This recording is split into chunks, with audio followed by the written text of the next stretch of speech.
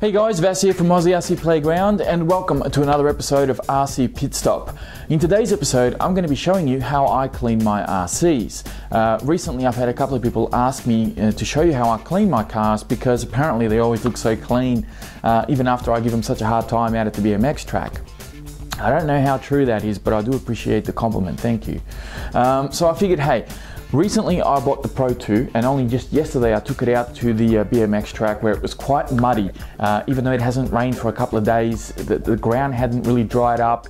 Still had a couple of water puddles sitting around, and yeah, the car got extremely dirty. Now I didn't get a chance to clean it yesterday and I have to clean it today. I can't let it sit like this for too long. So I figured why not do a quick video and show you the methods that I use to clean my cars. Now I'm not going to show you, me scrubbing away and washing this thing because that'll be a little bit boring, but I will show you the methods that I use and then I'll come back and show you the finished product. Now what I generally use is just some brushes, water and brushes. That's pretty much it. I went down to my local sort of grocery shop and bought myself a couple of like dishwashing brushes. This one here is quite coarse, which is ideal for tires, to get some dirt out of tires and wheels. And even out of some plastics that you may have on your RCs. Sometimes mud can really stick to them, and this is quite a coarse brush. It's still plastic, but it's not going to hurt your plastics, and it does the job really well to get rid of some of that really hard, dried up mud. This one here is a lot softer and does the job pretty well as well. And yeah, this is a little bit more delicate, so I tend to use this kind of like on the inside of the car where I don't really want to, scratch up too many things, because this can sometimes scratch up, especially even on aluminium. It might leave a couple of scuff marks, so just keep that in mind. And then of course the old trusty toothbrush, the old toothbrush that you no longer use, that you've graduated from. You've got yourself a new one, and yeah, grab the old toothbrush, because this will get into all the little nicks and crannies that your fingers can't get into, and of course your bigger brushes can't get into. Now I know that a lot of people use different methods to clean their cars, and I'm not saying that this is the right method. This is just what I use, okay? So let me be clear on that. I'm not really here to show you how you should clean your RCs. This is just how I clean it. Of course, I also have my toolbox handy because I will need to do some disassembly on the car.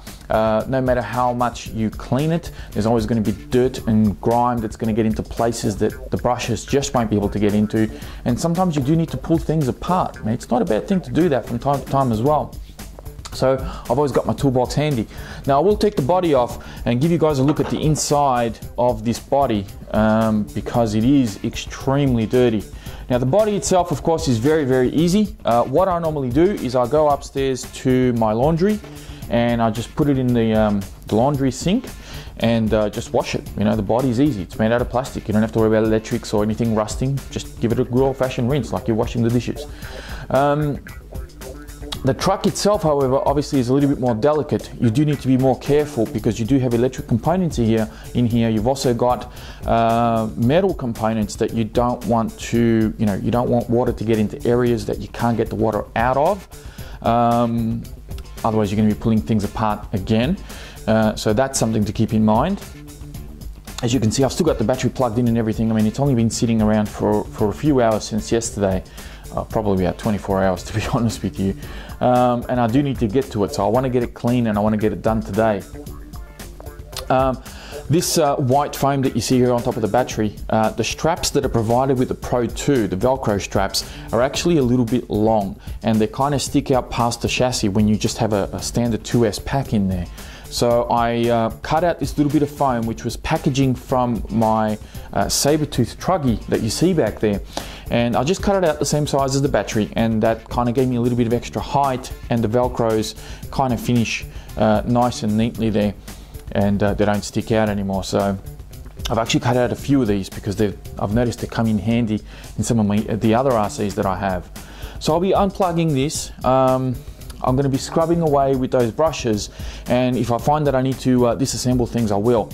I will take off the wheels. That's usually the first thing that I do. I get rid of the wheels and give these a wash, and then I'll take the car upstairs and rub it inside the sink, and yeah, just clean it all up, make sure it's nice and clean, and I'll come back and show you the finished product. Alright guys, so I got my truck all nice and clean now. I'll show you exactly what I've had to go through here. As you can see, the truck has actually been pulled apart into 3 sections. I've got my rear section here, which has the rear bumper, transmission, motor, ESC, still all intact. The main chassis, which has steering servo and a little bit of the steering assembly still attached. And I've got my front bumper and front shock tower assembly over here. Now, the reason why I had to pull the truck apart is because I had dirt and grime in areas where dirt and grime just shouldn't be. And no matter how hard I tried with the brushes and the utensils that I was using, I just couldn't get to it. And I found the easiest way to do this was to actually pull the truck apart. Now thankfully with this particular platform, I'm able to do this and pull it apart very easily with you know, removing about, I'll say about 15, 16 screws, somewhere around there. And that pulls the truck apart as you see it. I also took out the gear cover as well, because I had some dirt get in there, and as I was cleaning it, kind of mixed up with a little bit of water and turned into mud, so I had to take that off and give that a clean. Now the very first thing that I actually had to do here before I started even attempting to clean the main chassis was actually disconnect my electronics and remove my receiver from the truck, because the receiver that I have is actually not waterproof. It belongs to my Futaba 4 PLS, and I did nothing to really waterproof it. However, when I did run it through mud and a little bit of water, I knew that the receiver was not exactly susceptible to moisture. It was tucked away back here, and it wasn't really going to be an issue as long as I didn't run the chassis right through water. Now I know that it splashed on some water and things like that, and it did get a little, you know, it did have a little bit of mud on it and everything, but I have tested the receiver and the receiver's fine. And this is something that you guys really need to keep in mind as well, especially for the newcomers. You know, if you're buying an RC and you're planning on running it through mud or through water, you really need to keep in mind of all the electronic components that you're running in it. It's not just a matter of buying a waterproof ESC and servo, you also have to keep in mind your receiver. Now you'll find that in almost all waterproof RTR vehicles that are out there, they don't actually have waterproof receivers. What the manufacturers do is they actually put the receiver inside a waterproof box or water resistant box. Different RCs will have different type of boxes, so you do need to be very mindful you know, how sealed that box actually is before you go running it through a great big puddle. Because for example, the Traxxas Slash 4x4 that I have actually has a very good receiver box. So I'm pretty confident in running it through a little bit of water, and I know that it's going to be okay. But my, I know you probably can't see it because it's tucked in behind the shelf over there. My Duratrax 835E has a really poorly designed receiver box. And although it can handle a little bit of splash, I would not go anywhere near any substantial body of water, because I know that water will get in there. So you need to be very mindful about these things. So I removed my receiver. I also took out my glitch buster as well, because it was kind of getting in the way, and it sort of unstuck itself anyway. So I took that out. And I was able to clean the truck very easily by separating it into these three sections. And now it's all ready to go back together. The only thing I need to do is I also need to take out the ball bearings in all 4 corners and make sure I give them a good wipe down, and then put them back in the truck, because one of the things that get overlooked a lot are ball bearings. Although they may not always rust, they do sometimes get dirty and they bind. And what happens when they bind is that it causes resistance through the drivetrain, and all that leads back to your ESC and your motor. And if they're having resistance, they tend to heat up a little bit. And that's sometimes where it leads to, you know, motors failing or ESCs overheating. All of these things will sort of come to light, or because you didn't clean your ball bearings. So just bear that in mind. The body, of course, was very easy to clean. As you see behind me here, it's all nice and clean now. There's no mud on it, ready for another bash.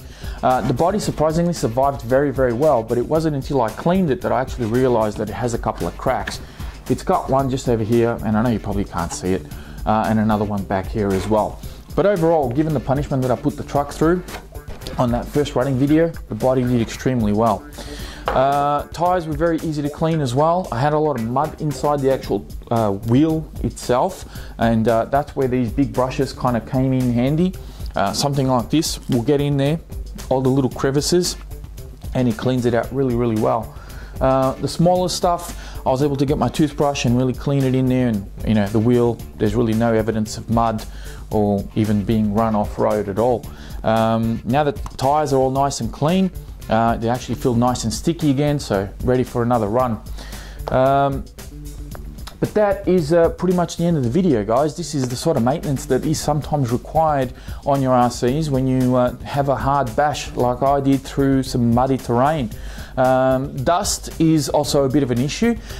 You know, it may be a lot easier to clean because you can just dust it off or shake the truck upside down and get rid of all the pebbles and all that sort of thing that's in there. But you still need to, you know, sometimes the real fine dust gets in areas where it shouldn't be, and you really need to get in there from time to time and give it a good old-fashioned clean, pull things apart, and you know, your RCs will last you a lot longer that way. But I'm going to leave it here, guys. Thank you very much for watching. Please be sure to hit the like button before you go. Don't forget to check out the video description for more links on this truck, as well as a link to my Facebook page, which will keep you a couple of steps ahead as to what's going on here on YouTube. Thanks again, guys. I'll speak to you again soon. Okay, just thought I'd very quickly show you the finished product here. No, I don't normally do my videos freehand, but just thought I'll show you the finished product just before I go. And to make sure that everything is working, I will switch on the truck, and we have steering, we have reverse, and we have forward, and everything is working fine. And I don't know why my servo is glitching so much, but I don't think that glitch buster is doing its job anymore. I'm gonna have to get another one. Anyway, that's it from me, guys. Thanks for watching. Catch you next time.